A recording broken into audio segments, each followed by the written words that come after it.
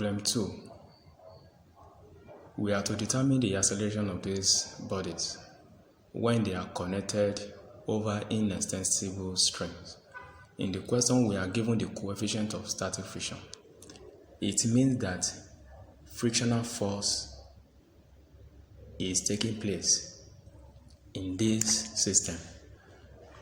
The solution will start with this, since if you look at the two masses, it means that the direction of acceleration will be downward. This is the direction of acceleration. Then here we have the weight of this body, mg. That will be, this mass is going to be 3 kilograms. Then the frictional force will oppose the movement. That means there is tension here, tension on the string. This another tension. The tensions are equal to each other. Now we can determine the normal reaction. Since the body is must be at rest, we are having coefficient of static friction. Before the body starts moving, there is normal reaction here, which normal reaction is equal to mg. In this case, the mass is 2 kilograms. So normal reaction is equal to 2 multiplied by 10. That will be 20 newtons. That's our normal reaction. So when the body starts moving, we have tension for mass 2 kilograms. For mass 2 kilograms. Tension from here, if the body moves this way, tension will overcome the frictional force. So we have tension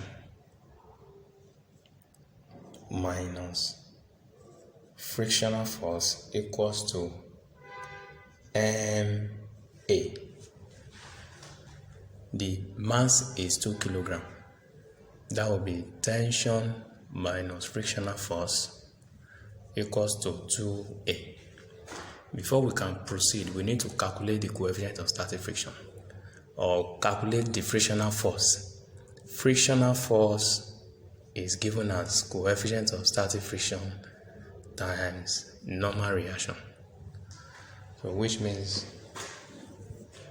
frictional force, which is this multiplied by this, will give us 0.5 times 20. Don't forget, our normal reaction is 20 newtons. So our frictional force will now be 0.5 multiplied by 20. We have 10 newtons. That's our frictional force. So going back to this equation, therefore, equation 1 will now give us T minus, if you look at it, frictional force. We won't write frictional force again. We won't be writing frictional force. What we put there now is 10. That will be 10 equals to 2a. 2a. 2a. That is equation 1. That is equation 1. Now let's see how we can get equation 2 for mass 3 kilograms. That is when you are looking at the weight of the body. This will overcome the tension. We have mg minus tension equals to ma. Let's substitute the mass. The mass is 3 kilograms. Then g is 10. That will be 3 multiplied by 10 minus tension equals to 3 multiplied by the acceleration. We have 30 minus tension equals to 3a. This is equation 2. Now, solving equation 1 and 2 simultaneously. Let's bring equation 1 down here. This is equation 1, t minus 10 equals to 2a. This is equation 1. Let's add equation 1 and 2. Equations 1 and 2. Let's sum them together. You see, if we sum the equations, we have tension minus t, we add it to t, is going to give us 0.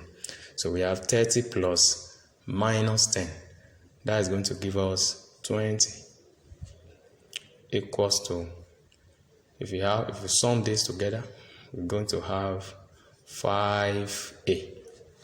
Therefore,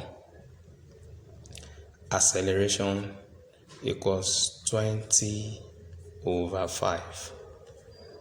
Acceleration of the body is equal to 4 meters per second square.